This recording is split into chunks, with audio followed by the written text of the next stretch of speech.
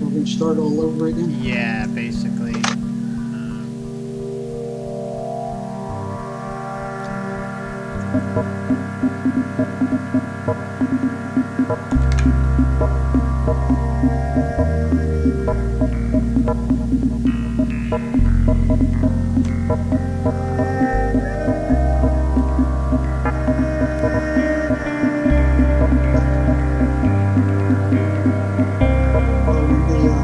Thing, I dropped my licensure once I retired. So that way they couldn't take it. Yeah, hey, I like that.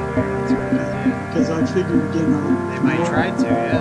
When I speak out, then they'll come back and they'll take it and they'll say, oh yeah, we took his license. So I dropped it before they could do that. So, but I had it for decades. It's just a lot of it's decades.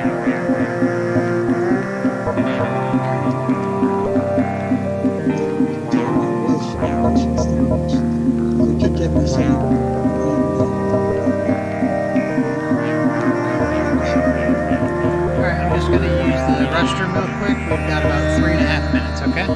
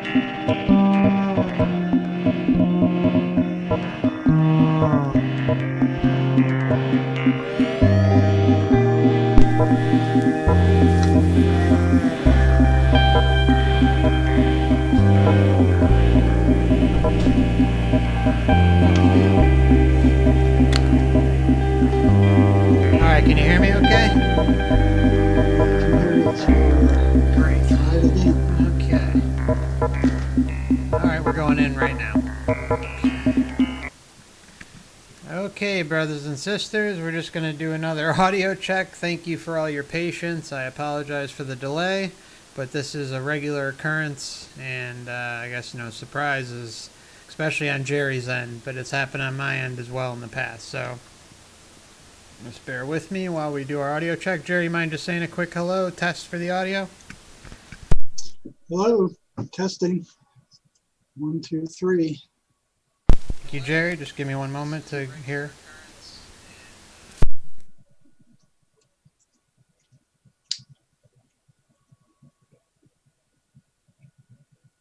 Can you hear me? Okay, we're good. I'm sorry. Sometimes there's a delay with the stream, so I just want to make sure it's coming through okay on that end. Okay. All right, brothers and sisters, welcome again to Forever Conscious Research Channel. Today we're in for one big ride, and I'm going to welcome Jerry Marzinsky to the show. And prior to his retirement, Jerry was a licensed psychotherapist. He has over 35 years of experience working with schizophrenic and other psychiatric patients in state hospitals, state prisons, and hospital emergency rooms. Jerry's formal academic training comprises of a BA in psychology from Temple University, a master's degree in counseling from the University of Georgia, and 2 years of study and a PhD psychology program. He held the positions of Second Lieutenant, Arizona Civil Air Patrol, and Assistant Scoutmaster. He is a licensed commercial pilot and certified scuba diver since 1972.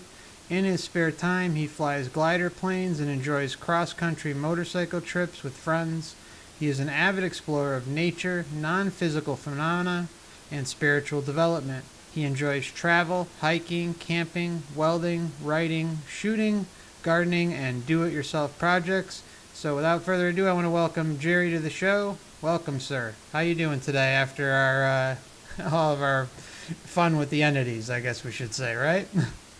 Well, those kind of interferences are almost common for this information. It's like something doesn't want this to get out there, and it happens. I would say 75% of the time, wow. Something electronically goes wrong, and usually we're able to get through it. But like in your case, I mean, it was bizarre.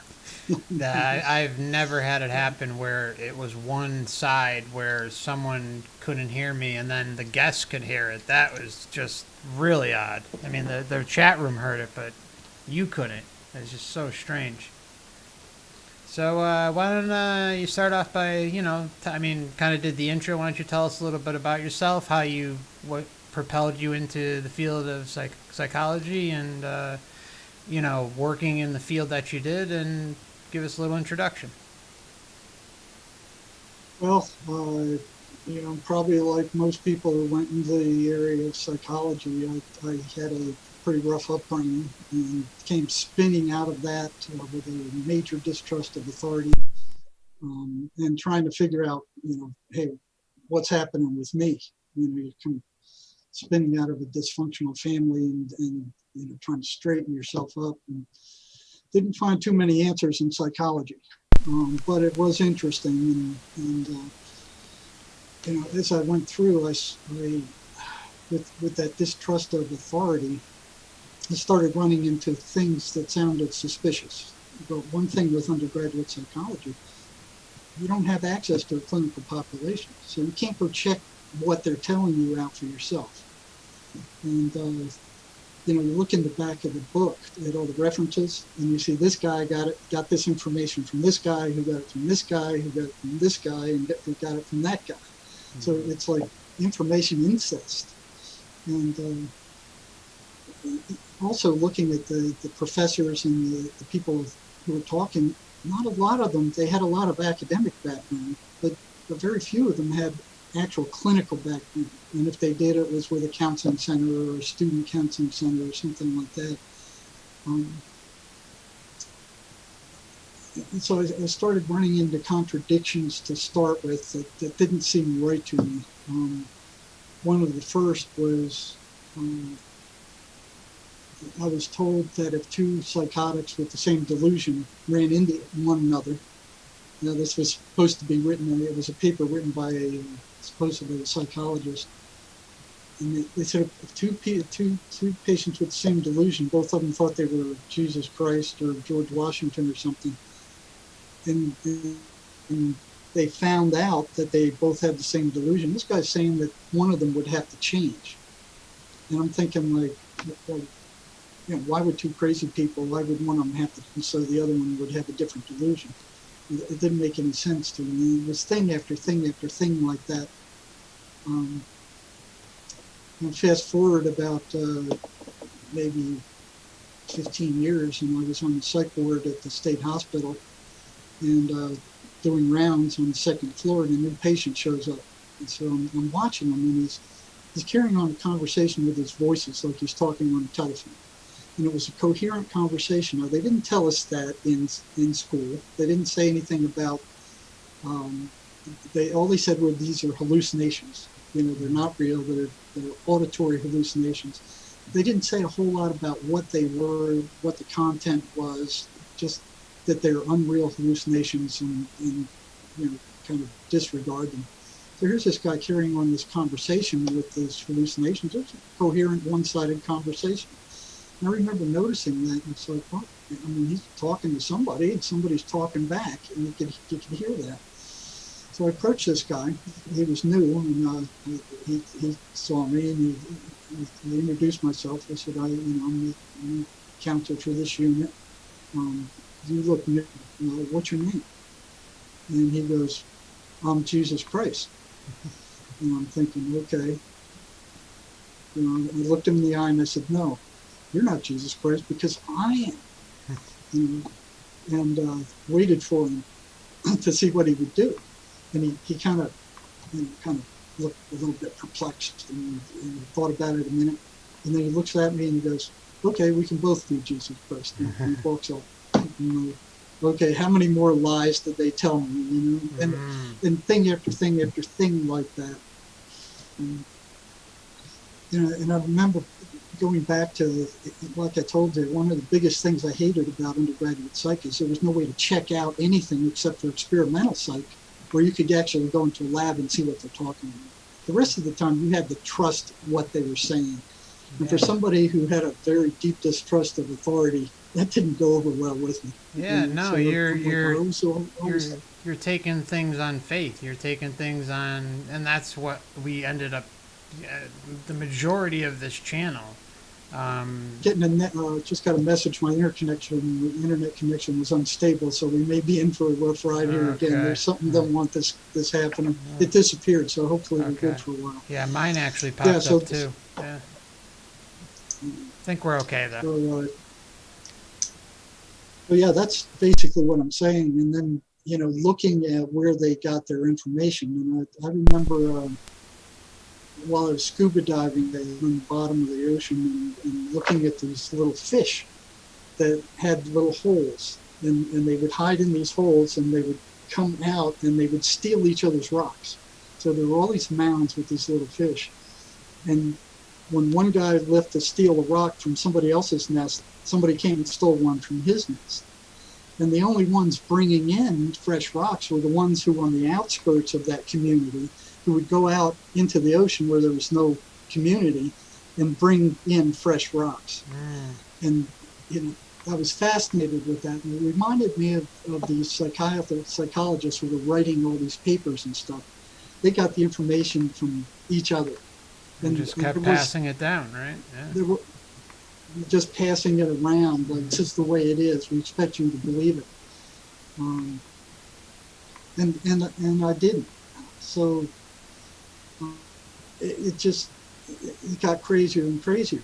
And the first time I had unfettered access to a clinical population was when I went to work at Central State Hospital, which was at the time the largest psychiatric hospital in the world. And I was fascinated with abnormal psych. And one thing I wanted the answer to was, where do thoughts come from? And what are they, and where do they come from? And in 6 years of psychology, 2 years of graduate school, that wasn't touched at all. And all behavior is driven by thought. You have the thought first, and then you have the choice on whether to act on that thought or not. And why aren't they touching this? Why aren't they looking at this? Instead, I looked at what they were doing at the state hospital. They were drugging these guys silly. And it seems like a basic concept of a question that should be asked and explored, and it's just fallen off, like as if it doesn't matter. It's so strange. No, it's and that wasn't touched in 4 years of graduate school. Where thoughts came from was not touched. And I remember in the doctoral program one day, the head of the program, we were in it was actually a seminar on how to cheat with statistics. I mean, this guy was actually teaching us how to cheat with statistics. And I rose my hand. I asked him about what he was doing, and he didn't deny it. He just basically said, well, if they're not sharp enough to catch it, that's their problem. And I was shocked. Wow. I mean, I was just shocked. And I looked at the other students in there, and there was only one other fellow at Tom who a good friend of mine. We looked at each other briefly and then looked straight up. And the rest of them were like, oh, so that's how it's done. And I was just shocked. Like, what? And then another lecture, he asked, does anybody have any questions over anything? I raised my hand, and he said this was near the two-year mark where they hadn't touched anything about, they talked about cognition and stuff, but nothing about where thoughts came from, what they were. And I raised my hand and I said, where do thoughts come from? And he looked at me like I'd fallen out of a spaceship. And he just like, he didn't answer the question. He just stared at me for probably 5-10 seconds, and he goes, I'll talk to you afterward. And he just scooted out of the room. Wow. So I'm like, no, that does it. They don't know. That's what I was after, and they don't know. So the big questions are just being ignored, and they're saying, I don't know. And then I kind of find it funny that he's saying, oh, to come after class, as if, okay, kind of enough out of you. I don't want you letting the rest of the class ask the same question or think like you. Is that kind of the way you took it afterwards? That's the feel I got. Yeah, that's the way I got. I never did get an answer to that question, and I didn't push it because it felt like I'd red flagged myself. Mm-hmm.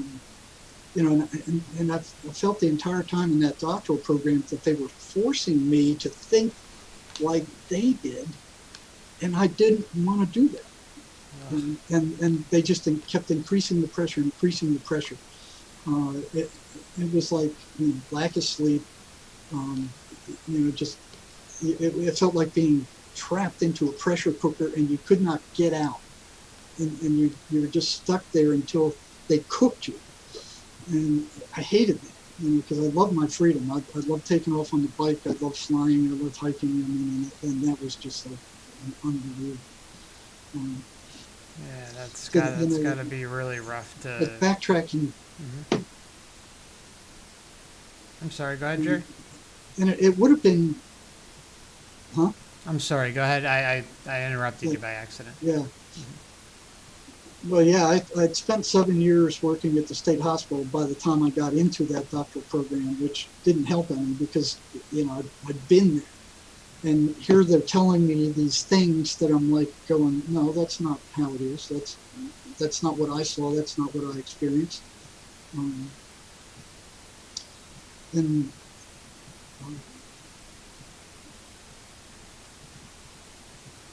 Where real contradictions started coming up was watching psychiatry work at the state hospital. I mean, they were drugging these guys. They were bringing in what looked like dump truck loads of these antipsychotic medications.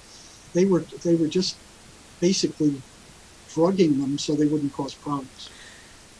And the schizophrenics. I was working for a psych rehab center for the Department of Vocational Rehabilitation at the time, and they weren't into just drugging them and managing them and like potatoes, and they were trying to get them functional so they could go out and then they could work. Yeah. And one of the jobs we had was scouring that giant state hospital and bringing the most functional into the rehab center. And what I saw time after time, a number of them were schizophrenics, and they would go off their medications time after time after time, and that's the only thing they had to stay sane. And I would ask psychiatry, I began to ask, what causes schizophrenia? I mean, why are these people like this? And virtually 90% said, well, it's a chemical imbalance in their brain. And some of the honest ones, and those were few and far between, would say, well, chemical imbalance in their brain. And I watched how they treated the patients. They say, okay, they got a chemical imbalance in their brain. Mm-hmm. So you would think that they would give some kind of test or some procedure where they could determine what chemicals in the brain were out of sync by how much. Yeah, what's not triggering? Yeah. What's not triggering? There's I think there's scores of neurotransmitters there. What isn't working? No, there were no tests. They didn't do any tests. And that struck me as, okay, so if you got an imbalance, you need to find out what it is, and what it is that's unbalanced. It never happened. There was never any test given in the whole 7 years I worked there, nor anywhere else afterward, in the emergency room or anywhere else. And it turned out later that they have no such tests. None exist. This was it was made up by, I think it was Smith, Klein, and French when they came out with Prozac. They knew it was a lie when they first came out with it. And they let it sit anyway because it filled their narratives that their drugs were correcting some kind of chemical imbalance in the brain. Since then, it's been disproven that there's any kind of chemical imbalance in the brain at all. They have no evidence for it whatsoever. And they keep pushing it. So this started back in 1937, I think, with something called the Flexner Report, where the Rockefellers and some of the other multimillionaires started losing ground to some of the natural therapies. They had electrical therapy back then. They had naturopathy. They had all kinds of different therapies. And they fought off Congress and passed a law that in order for a doctor to become licensed in practice, they had to go through an institution, an educational institution based on pharmacology, that based on treatment by drug. So they made everything else illegal, called everybody else quacks, and ran the rest out of business, and sued some for practicing medicine without a license. So they were the only ones allowed to legally practice medicine. What year did that happen? It was called the Flexner Report. Oh yeah, actually I had that. Yeah, I had that as a question. I was going to ask you what the is it Flexnar or Flexmar report? I think it's Flexner Report. Okay. Hold on, F1. 1910, the Carnegie Foundation and the Rockefeller Group sponsored the infamous Flexner Report, which shut down any medical school teaching subjects outside of mainstream pharmacology. Okay, so here's the big drug companies taking control of the medical industry. Yep. And academic medicine, saying if you don't do what we want you to do, so we can make a profit off these drugs that we're selling, and marginalize all the rest of these people, we're not going to support your institution, and we're going to make it illegal. We're only going to allow these certain institutions that go along with us to be able to license medical doctors. The edict was so powerful that only a few medical schools survived, such as Johns Hopkins, McGill, and a handful of others connected with these groups. They were the only schools who could legally license doctors. Doctors who practiced any method besides pharmacology were threatened with loss of their licenses. Doctors caught using Tesla's violet ray, an electrical instrument that used electrical plasma to cure ailments, were labeled quacks and threatened with the loss of their medical license. And it's gone to hell from there. Right now, our entire mental health system is pharmacologically based. You look at, I mean, 1 out of every 6 Americans is on some kind of psych drug right now. Mm-hmm. The pharmacology industry gave $4.7 billion to the mainstream media to advertise commercials, drugs and control the flow of information on their drugs. And that's all you see these days. You know, all you see on TV are drug commercials. There's really not much else besides maybe some fast food commercials and maybe a few insurance commercials. Other than that, it's all medications. It's tons of it. Well, you used to be able to sue them for that, but now they put an end to that too. You know, they paid off, I think, 2/3 of both Congress and the Senate have been given massive amounts of drug money from pharmaceutical industries. Matter of fact, the Clintons were a part of keeping the drug costs high, so they would make a major profit. So we're paying much more for drugs in the United States than almost any other industrialized nation on the planet. And I live 60 miles from the Mexican border. You can go across the border for a schizophrenic to stay sane in the U.S. costs about $800 a month just for those drugs, which were discovered by accident in a lab in France back in the 1800s. It wasn't all this research that they say goes in. Oh, we spent billions of dollars of research and we have to recoup our costs. No, it was discovered by accident in a dye lab in France, I think it was. And they financed it, and SmithKline and French started selling it. And it did work for schizophrenia. It didn't cure anything. All it did was mask the symptoms.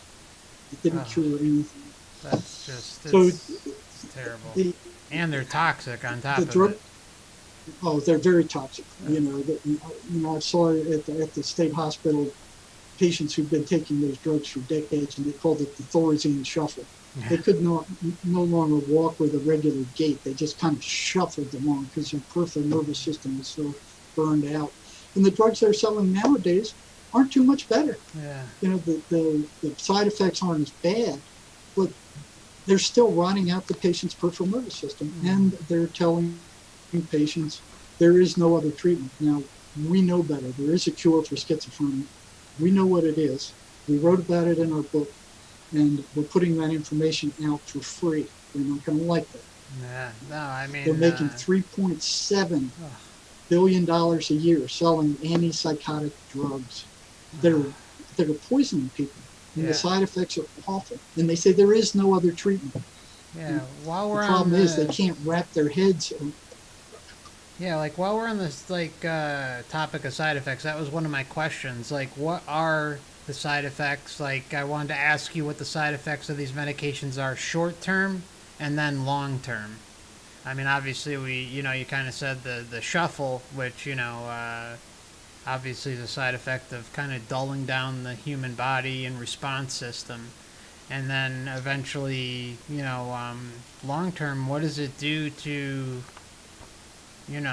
like as far as physically and obviously even mentally, of course, too. Let me see. Some kind of drug side effects. I've got them right here. Hey, here we go. Great.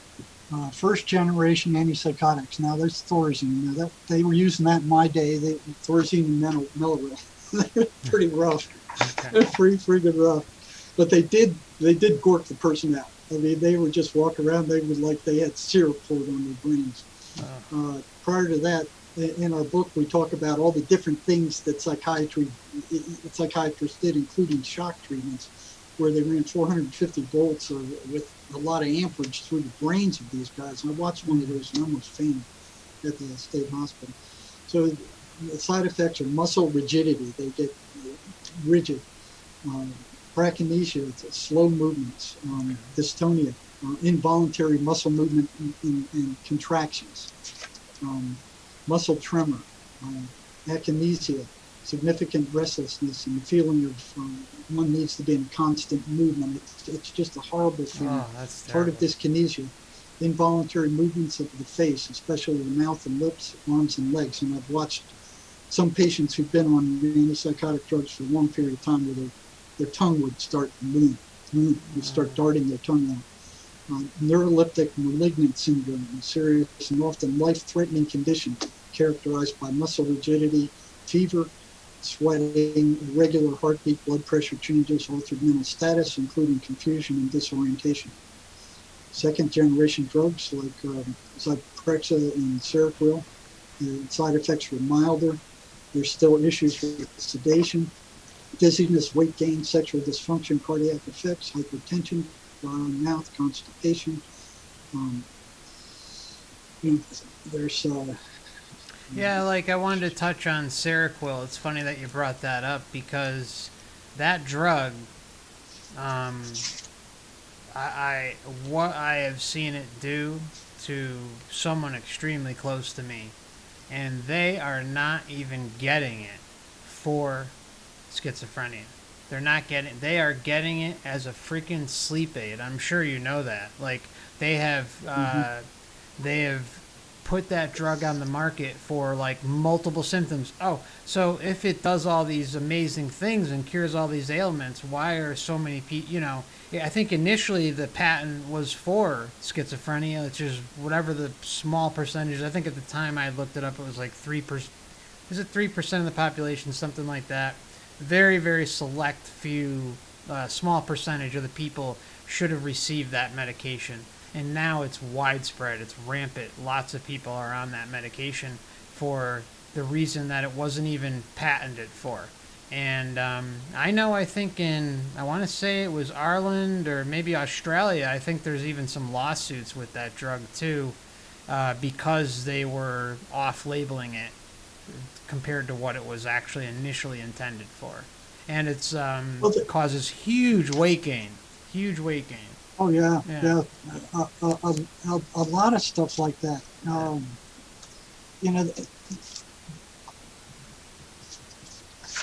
The damage is in a lot of cases is irreversible. And they do that with a lot of drugs. So what you have is the drug companies running the educational institutions and dictating what should be taught, what is causing and they don't have the causes of this. It was one of the biggest psychiatric disorders was anxiety. Now this DSM, I think it's up to 5 or 7 now. Every single one of those psychiatric diagnoses was made up. There is no test. There is no lab work. There is nothing to prove that these things exist. What they are is a bunch of psychiatrists get together, 2/3 of which are being paid off by the drug industry. Brought on vacations and meals and brought to islands and then they come back home and they start shoving these medications in their patients' faces. Now 1 out of every 6 people in the U.S. is on some kind of psychiatric drug right now. They're making billions of dollars. Now, in the meantime, our mental health system has been hijacked by these people, and it's a joke. It's our mental health system is a dysfunctional, drug-fueled joke, a revolving door run by the priests of mental health, which are psychiatrists. So at the present time, back in the last census I could find was in 2017, 47,000 people in the U.S. killed themselves. 47,000 in 1 year. The Vietnam War, which spanned several years, 50,000 were killed. That's insane. So you've got almost the total of the Vietnam War killing themselves every single year in the United States. Now, what does that say about our mental health system? Yeah, that's so sad. Big Pharma. Terrible. So the drug companies and psychiatrists are fostering reliance on drugs. Mm-hmm. They get the dependency, the psychosomatic, thinking that they have to have it. Like my close friend, like she swears by it up and down for sleep, but it's not meant for sleep, the Seroquel. It's 800 milligrams or whatever, and she said she was going to try to go down. But she says, oh, well, my doctor's prescribing it. It's got to be okay. It's got to be okay. No, You know? it's not okay. Yeah, So yeah, well, let's take a look at that. Let's look at, okay, so you got the schizophrenics are one of the most unstable of psychiatric populations. They say they're insane, they're lunatics. They're the ones that are giving the strongest of these psychiatric drugs. So their suicide rate is close to 5 times that of the general population, or over. Now, if you look at the suicide rate of psychiatrists, what would you think that would be? I'm trying to think, like, you would think it might be high if they have their patients dying on them. But well, psychiatrists, usually the patients don't die. I mean, it looks bad if they commit suicide on their watch. Well, I'm thinking, you know, I guess a lot of I these guess people they're aren't seeing sustaining them. psychiatrists. So, I would say I guess it's got to be pretty low. I would think also it probably is more actually the therapist, the therapist like in your position who are seeing them maybe degrade quicker, because you have a more personal relationship. Would that be true or no? Nope, it's the other way around. Psychiatrists, according to the Journal of the American Medical Association, their suicide rate is 5.9 times that of the general population, much higher. Wow. Not only that, they're attacked by their patients at a rate much higher too. So, let me just get that rate here. Here we go. Assaults over all jobs. A study of 120,000 assaults from 1987 to 1992 over 5 years reported that the assault rate for all jobs was 12.6 per 1,000. Wow. Assault rate for doctors other than psychiatrists were 16.2 per 1,000. This is all other doctors, not psychiatrists. Assault rate for custody staff in psychiatric hospitals. These are around psychiatric patients 24 hours a day. They're always around. They're surrounded by them. They're there all the time. Their assault rate is 69 for 1,000 patients. Wow. The assault rate for psychiatrists, for the little bit of time they spend around their patients, now at the state hospital, I noticed this, if they spent 20 minutes for one patient, that was long. That's a long time, yeah. Yes. And they had caseloads of like 700, so they couldn't spend a lot of time. Yeah. But even so, they were being assaulted at a rate higher than anybody else in the institution. Wow. Other than attendants. But you can understand attendants. But psychologists, psychiatric nurses, music therapists, anybody else who worked at the hospital, counselors, anybody, weren't being assaulted at the rate that psychiatrists were. Wow. So they are being assaulted at a rate of 65 per 1,000. Wow. So, they're being assaulted at virtually the same rate as attendants who are around these patients all the time. So one of my questions I had when I worked at the state hospital was, what are they doing in that short period of time that are triggering these guys off? What gets them going? Bad enough to be assaulted. Yeah. And their murder rate is also pretty high too. Murder rate of psychologists, psychiatrists. That's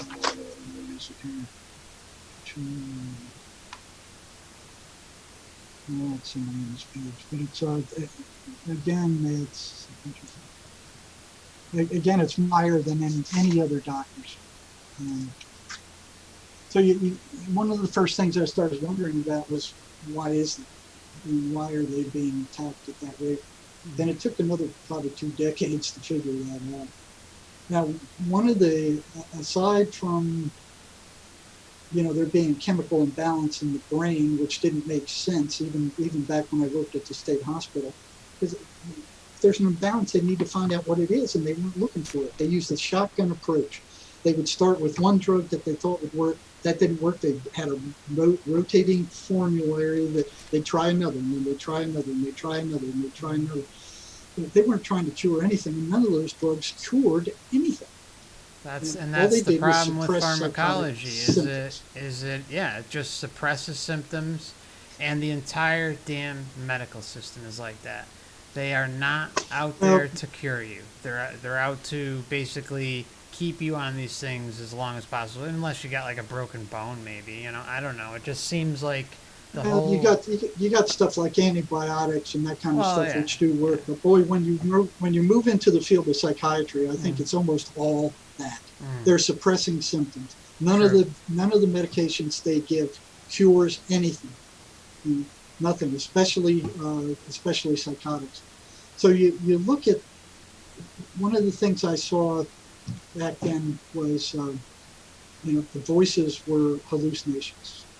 That's what they're saying. But I started wondering about that because I watched patients carrying on conversations with these voices, and these were not like what do you call it, word salad that made no sense. They were actually talking to these things, carrying on conversations, usually arguing and fighting with them. And I'm like, well, what's with that? And they didn't teach us anything about these in school. Oh, these are hallucinations. They're unreal. They're due to chemical imbalance in the patient's brain. And I'm like, well, what are they telling me? Now, I knew that in a lot of cases, the voices were telling patients to kill themselves. And once we found that out, psychiatrists would put them on a suicide watch and fill them with more drugs. And, I watched how psychiatry worked there too. The patient would come in, I'm hearing voices, they're telling me terrible things, they're telling me to kill myself. Oh, well, let's increase your medications. They didn't want their medications increased because you read the side effects. I read them to you, they're awful. So they would lie to the psychiatrists about hearing the voices. Say, oh no, they're fine, they've gone away. And there's no benefit to a psychiatric patient talking about his voices at all. I mean, it's all negative stuff. The friends run away. They think they're weird. Parents think they're strange. They drag them before a psychiatrist. They would tell the psychiatrist. The psychiatrist says, well, your brain is broken. You've got to take these toxic meds for the rest of your life. There's no other choice. And they start prescribing these horrible drugs. I think that's like the worst part about it, especially with schizophrenics, is that they are put into this. They start having their conditions that start coming out. Like usually, I think it's like the late teens, early 20s. But I actually know around 25. Yeah, I actually know of someone who started like in their 40s. But I'll bring up that question a little later. But I think it's really, really bad for the morale of someone when they are going to a doctor and a doctor is basically saying, you are going to have this the rest of your life, and the only thing that can keep it at bay is medications, and you've got that label. And I think our society is really, really bad with the labeling of people. It immediately is going to bring them down. It's not going to lift them up. I mean, they might be like, oh, great for a little bit in the beginning. They finally have a medication that'll help them. Then they start to, reel in the side effects and start seeing how it's affecting their life. But I can't imagine being that person in that first appointment and being basically, your whole morale just is taken down and you're just put into that box that you are going to have this the rest of your life and this is all we got. It's got to be really, really difficult. And then like their family starts to start to say, oh well, the only thing we can do is bring you to the hospital, this or that. In the 30s, they're being taught that this is the way it is. There is no cure. So they're also telling their patients that the voices they hear are hallucinations. And they haven't done a single study over those voices at all. Just by based on their total arrogance. These are hallucinations. They're due to your broken brain. and you're going to have these symptoms for the rest of your life, and the only thing you can do is take these toxic meds. So they don't, the patient's been trying to tell psychologists and psychiatrists forever that the voices are very real. And they're blown off. Yeah. They're blown off. They're defeated So right like, away because they're not. There's nothing else for them to look into. Right. There's nothing. There's and like nobody else can relate to this. Nobody can relate to it. It's like you're hearing voices. I'm not hearing voices. There's something wrong with you. But after working at the state hospital and seeing that these voices ran particular patterns, very much unlike hallucinations, which are random. The regular hallucinations, positive, negative, it's everywhere in between. Not these things. These things that psychiatry insists are hallucinations run very set, predictable patterns. And those patterns are always consistently negative and awful.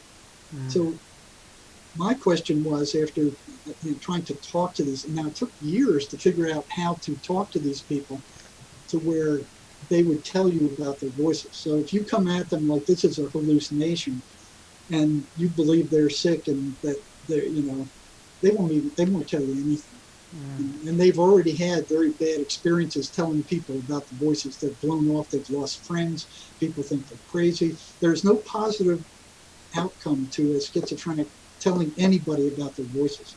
It always ends up in a bad, negative situation. So they finally tell the doctor, the psychiatrist, and he loads them down with these toxic drugs.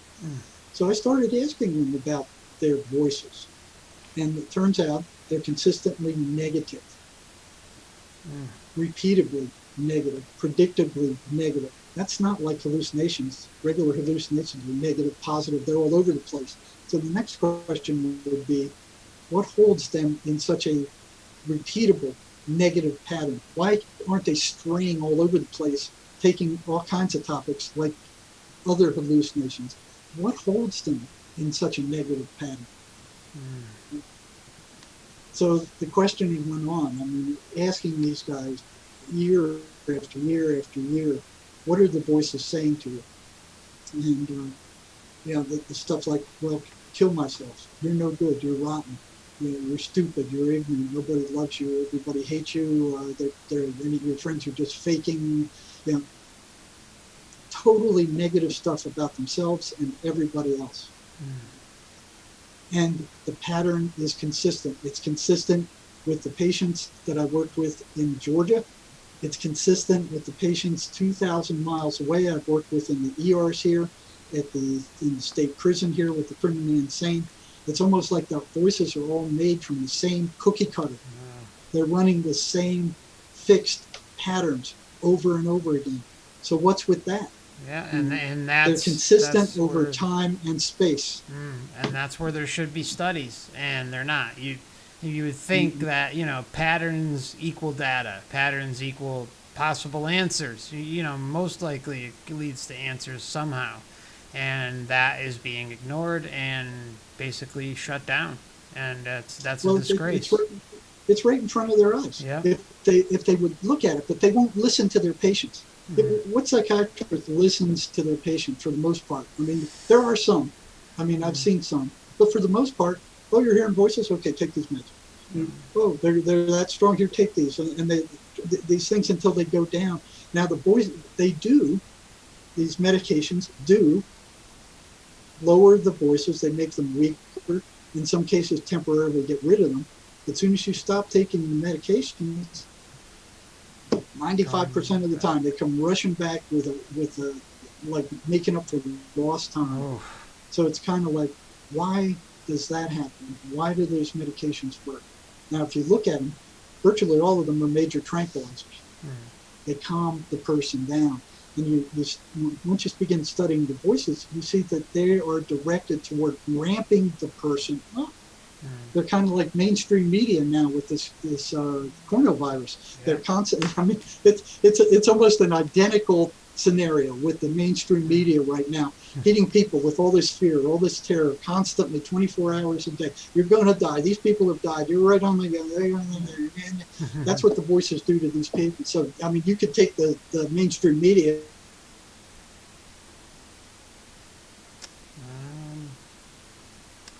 Jerry, hold on. Can you hear me okay? It looks like we might have lost you. Jerry?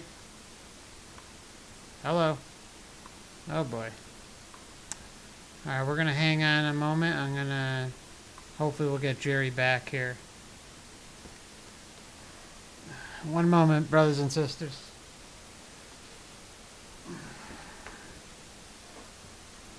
Good Lord, he's the king of connection issues, huh? All right, just bear with me one moment. I'm gonna give Jerry a call.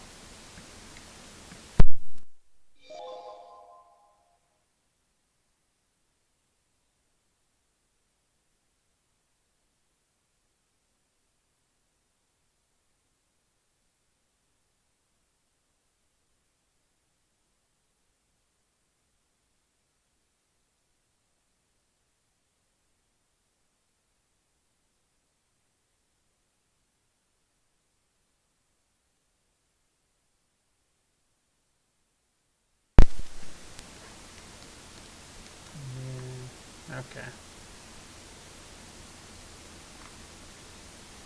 Right at that moment, yep. Yep. Well, we're gonna give it to him. We're gonna go over it one more time and let him give them a taste of their own medicine.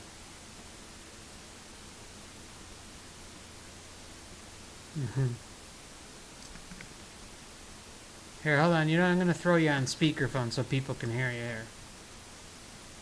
Alright, okay. So, Jerry was saying that basically these are typical things that happen when he's in the middle of discussing something, you know, a certain point that these entities don't like that are going after these people. Basically, connection issues or some sort of thing happens. So, yeah, Jerry, I don't know if you want to add anything to that while you're trying to reconnect with us.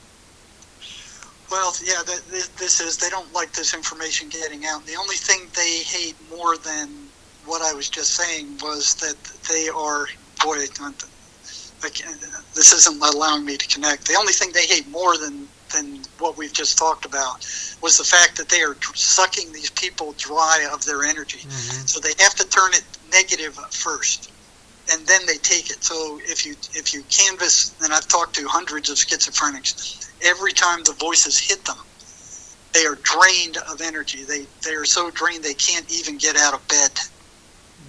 Yeah, that's like one of your big data points, right? Well, yeah. So these things are energetic parasites. Mm-hmm. So I'm getting a message here. It's trying to connect. Should I hit the join again? Yeah, no? if it lets you, yeah. Are you able to, like, if not, just check, see if you're able to browse a website just to make sure you didn't lose your entire internet connection? It's asking for a meeting ID again. Okay, let me just pause this mic real quick. With you, folks.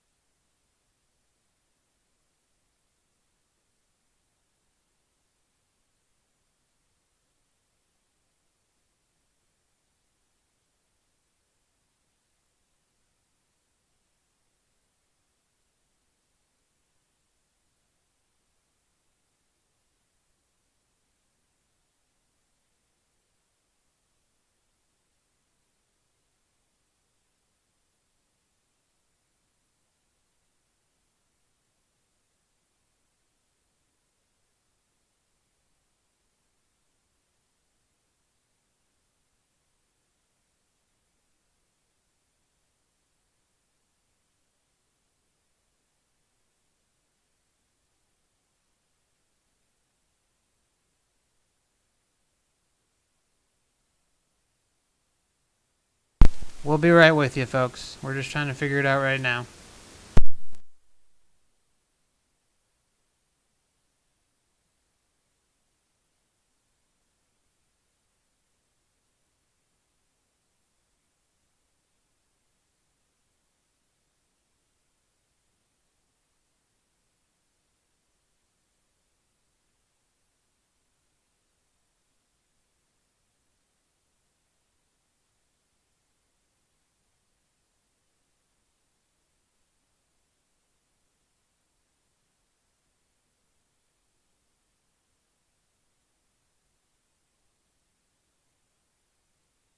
All right, brothers and sisters, we're moving over to Skype really quick. It should be about 1 or 2 minutes, and we'll be right with you. Sorry for the delay.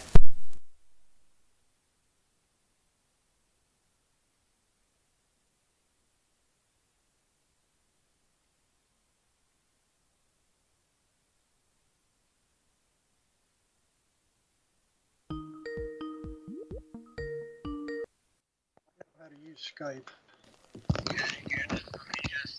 All right, here we go. There we go. Okay. Just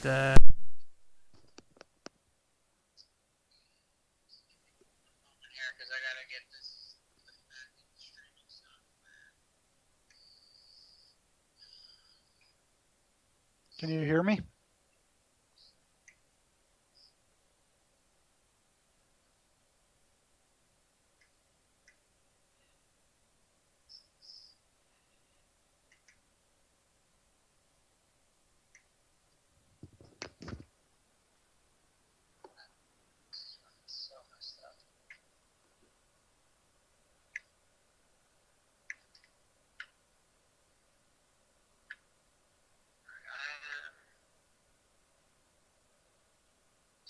getting any. This is crazy. I'm not getting any video on the streaming software. Let me just. Let me share my screen I'll be and right back on the Skype.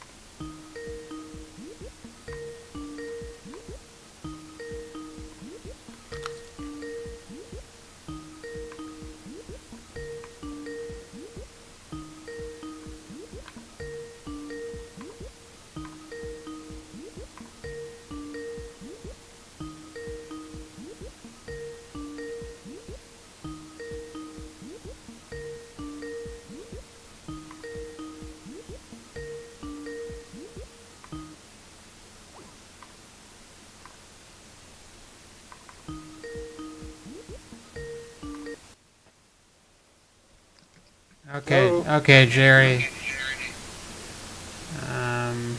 All right, let's hang. Can you hear me okay? I can hear you on the phone. All right, what about the headset? Let me try it.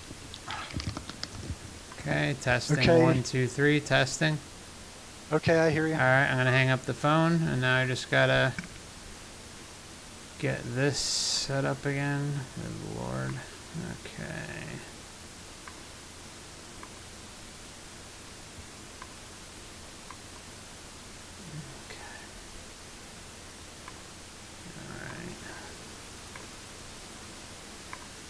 There you go. All right.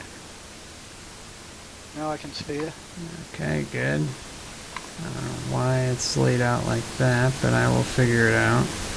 We'll be right with you, folks. Just more complications, right? What else is new? Okay.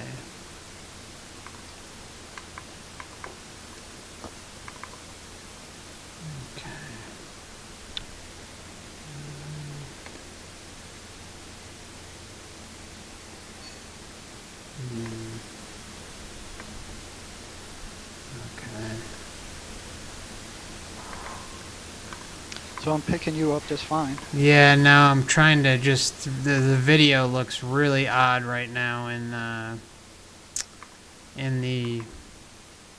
the streaming software, so it kind of looks weird for people right now. So if you want, you can continue talking, and I'll just start editing it. I'll start working with it as we're going. So why don't we pick up where we left, where we were rudely interrupted by our friends, or not friends, did I say? That was a horrible choice of words. So after you. Okay, is there anything I can do on this side with regard to the video? No, actually, I think it's okay. I think it's okay. I was able to get you in here, so I think my video might be off, but I've got you on the screen, so that's what matters most. Yeah. All right. Can you hear me all right? Yeah, I can hear you. All right, we're good. So, like we were telling you folks, this is not unusual when talking about this topic. I'd say more than 75% of the time there is some kind of strange interference like we've been getting this entire time. The bottom line is that the voices that schizophrenics hear are very real. They run very predictable patterns, and they are energetic parasites. So after canvassing hundreds of schizophrenics, all of them will tell you that after the voices hit, they are drained, completely drained of energy. And there's a one-to-one correlation between that.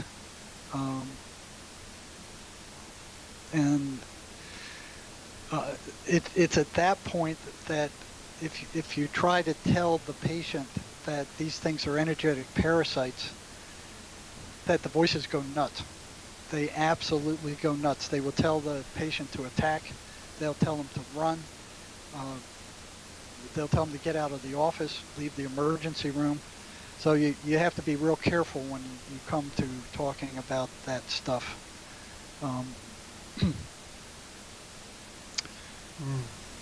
So back at the state hospital, when I first started wondering about the voices, because they appeared to be driving the patient's behavior. You pull these guys in, you go, well, why'd you skip class? Why did you steal this? Why did you attack this guy? Why did, the voices were doing that. They were telling me to do this, or they were telling me this guy was after me, or he was spying on me, or, they were the things that were driving the schizophrenic's behavior. Yet they were considered by psychiatry to be meaningless hallucinations. Now, what was odd was that if a patient told psychiatrists that the voices were telling him to kill himself, they reacted as if the voices were very real. They would lock him on suicide watch, put him in a padded cell, strip down everything where they couldn't hurt themselves, and then drug them up. And they keep drugging them until they weren't suicidal anymore. But anything else the voices said was blown off as being hallucinations. And I was curious, like, well, okay, well, what else are these voices telling these people? Yeah, absolutely. And I found that out. I mean, we talked about that in our book, An Amazing Journey into the Psychotic Mind. So in case we keep getting this interference, it's all in here. Give it a there you go. And you're able to get that on Jerry's website. Or I'm sorry, it's actually I have the direct Lulu link in the description of the video here, and I also have Jerry's website and his YouTube channel and his BitChute channel. So feel free to go check out his site. Also, take a look, grab the book. It's very reasonably priced, and it's a wealth of information. You can get it at jerrymarzinsky.com too. It's on Amazon. So in case we keep getting blown off the air, you can get it. And I've never heard of them burning a book yet. They might get you to lose it, but it won't be like this kind of electronic interference that we're getting here today. Wild. But the whole story is in there.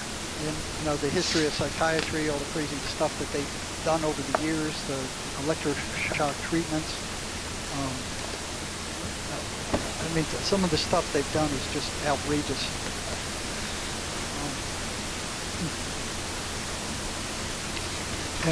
We can cover some of it. Going all the way back, they start drilling holes in the patient's head back in ancient Egypt. The mistake they made is that Kraepelin and some of those earlier psychiatrists.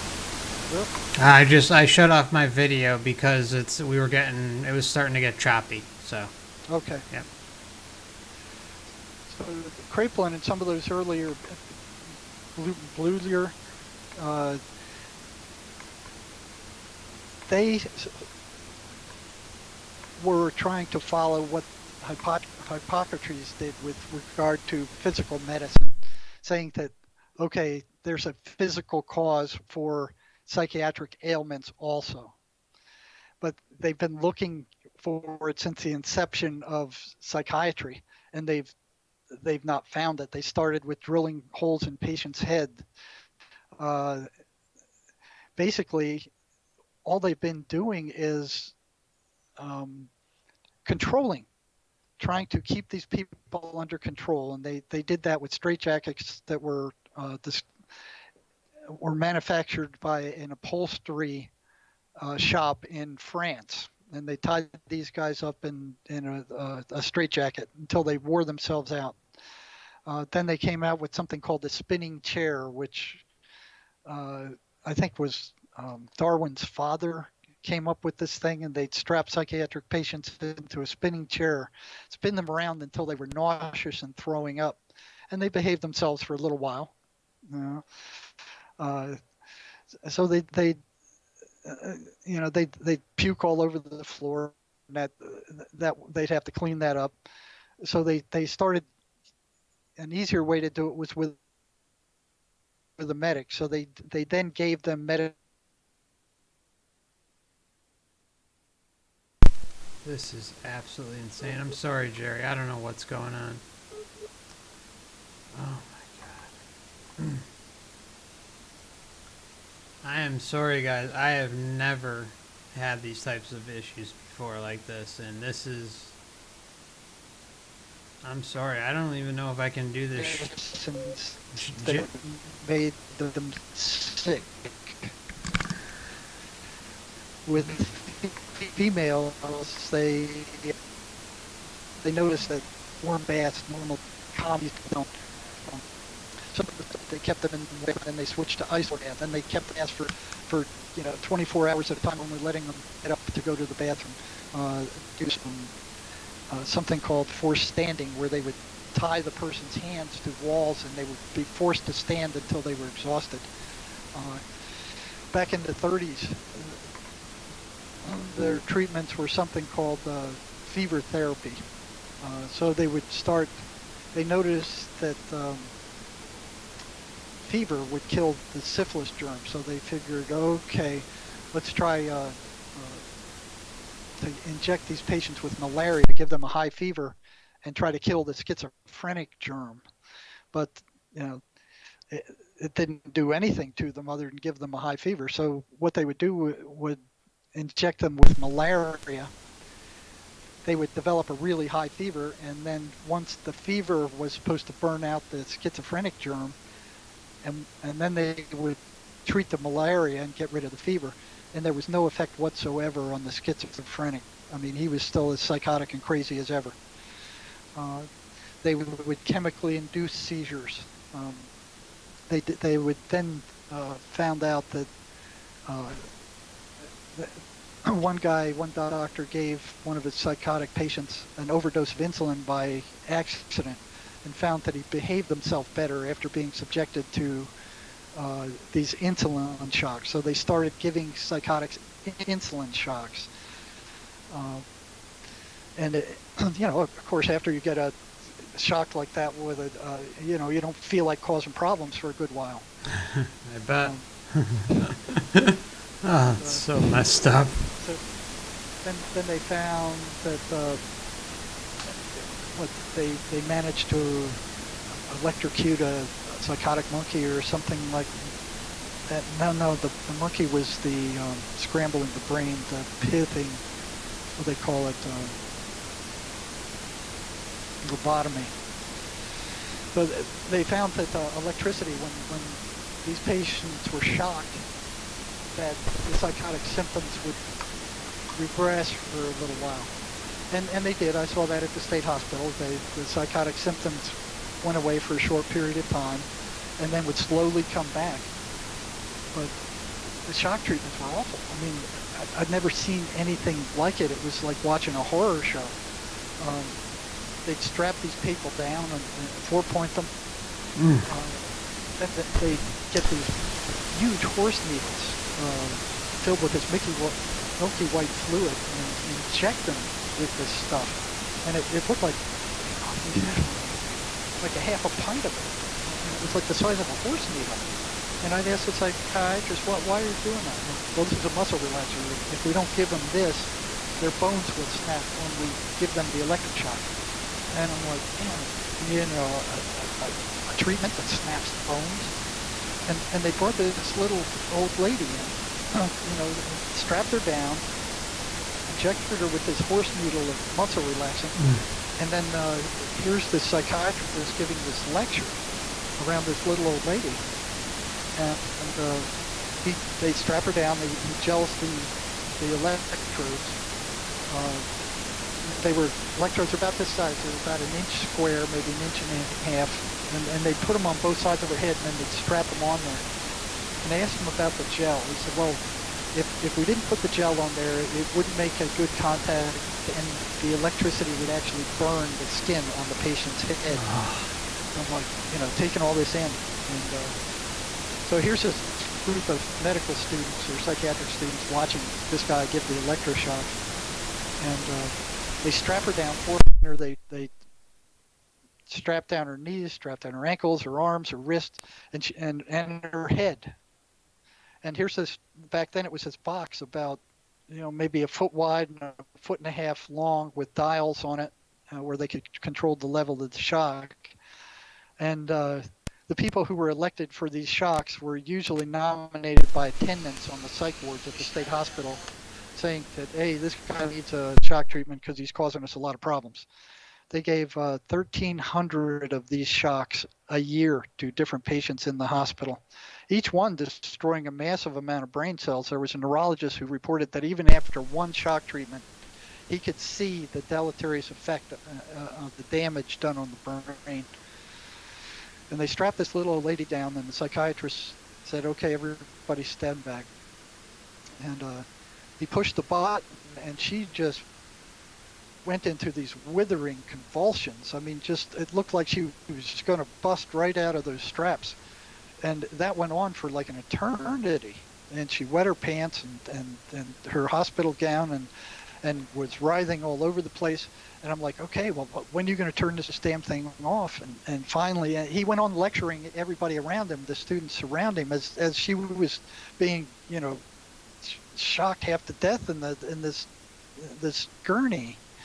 And then finally he turned it off, and I'm horrified looking at her, and she's turning purple. She's dead. She's turning cyanotic, and this guy's running his mouth, still like he's doing some kind of show or something, talking to the students. And finally I broke in. I said, hey, she's turning cyanotic. You need to do something. And almost like an afterthought, he goes, oh, and he grabs those paddles that you put on people's chest, and he shocked her again and brought her back, and her color came back. And after seeing that, I was like, I stood there just horrified, and then turned around. I almost fainted. I grabbed a pillar as I was leaving, as I was walking out of there. And this is a standard treatment, and they're still using it today. Does it cure anything? No. It cures nothing. I mean, it doesn't cure anything, and neither do these medications. So, the other things I noticed at the state hospital was the schizophrenics, when they had an ice cream social, when the preacher gave an ice cream social for the patients down in the big lobby, the schizophrenics wouldn't go. And I found that odd because I'm rambling all over the place, but we just kind of go from place to place. Yeah, no, ask any questions you want. No, it's all right, Jerry. Honestly, the chat says we were having fuzzy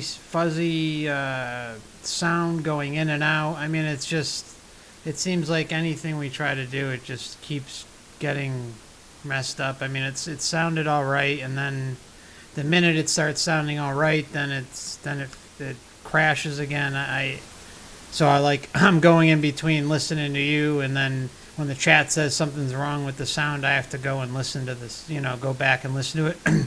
Because it's weird, the sound that they are hearing, normally I can hear most of everything and figure out what the problem is, but it's something to do with the relay from the streaming software to YouTube server, something in between there. That's nothing I can even fix, so I really I don't know. Well, what we can do is maybe they can visit the website. Yeah. We've got a lot of information on my website. And maybe reschedule. Yeah, that's what I was going to say too. I think that's probably the better idea, because the information you're providing is really vital, and maybe maybe don't do it live too. I'm not sure. I'm gonna look into a few different things, but yeah, I think right now the most important thing is that everyone goes to Jerry's website. I have his YouTube page there. I have a book link. All the information's there. A lot of the papers that he's written, as well as papers that will come out in the future as well. There's a link to the books. There's a lot of great information on his website. So please go and check out his site and all his information. And what we're going to do is we're just going to have to reschedule on this, because at this point, it's been in and out so much that even if someone were to come across the information, it's just can't be, they're probably not going to make it through the whole thing. So Right. I think it's, Well, yeah. I'm sorry? One thing I want to make clear is that there is a cure for paranoid schizophrenia. And, they have no idea what's going on. It is driven by the voices, and if you can get rid of those voices by any means, and we've provided a number of those ways to do that in the book, the schizophrenia, paranoid schizophrenia anyway, and all the symptoms will disappear. And if you keep at it, it takes work. It's not as easy as taking a drug. There are things you have to do, protocols you have to follow, but we've got a lot of positive responses. A lot of people have recovered that were told that they would never recover. It is possible to cure paranoid schizophrenia, and it's a very devastating mental illness. Psychiatry is going to deny all of this. Look at the book, read the articles on our website, and we'll come back and we'll do this again. Have your questions ready. I'd be glad to answer questions. Yeah. What we'll do is we have, there's a few questions I already have, and what I'm going to do is I'm just going to write them down, and then when we get together in the future, we'll do this again. And I think we won't do it live. We'll just do it one-on-one, minus all that stuff. And if we get interrupted midstream, at least I can pause it and then go back and edit it or something if I have to. So I think that's probably the better way to go. So Jerry, I want to thank you very much for joining me and giving it the best try we could in this, and thank you everyone for hanging in there and dealing with the madness, shall we say. But this information is really vital for people to grasp and understand, because we didn't even really get to go into the part where that pretty much no human is exempt from being harassed by these things at some point in their life. Just many people don't know it's happening. That's the problem. That's exactly right. So it isn't just confined to schizophrenics. Yeah. They get us all. Every mean, negative thought about yourself or somebody else comes from them. And like I always say, like I've said this so many times on the show, that we would be fools to think that something doesn't feed off of us here, because everything here on Earth eats some way, some form. So for us to think that we're exempt from that, it would be kind of foolish. So I subscribe to a lot of the Gnostic stuff, and we talk about the archons and all this other stuff, and I might not believe everything that's associated with it, but I think the main concept of it is absolutely true. There are invisible things surrounded by us at all times, and they are mind parasites, and they feed off of our negative energy. And again, no one is exempt. We deal with them at some point in our lives. It's just a matter of being able to identify when that occurs. And we'll get into that next time when we sit down. And Jerry, thanks again for joining me. And I'll give you a call back once I get this stream shut down completely, and we'll work on maybe rescheduling something, okay? Okay. All right. You bet. All right, Jerry. I can guarantee you that what you just said is the truth. All right, great. Okay, Jerry. All right. Thanks, everybody. We'll catch up with you soon, and sorry about this, but we're gonna get this done. I promise. Much love to you all. Blessings. Thank you for joining us, and we'll talk to you soon.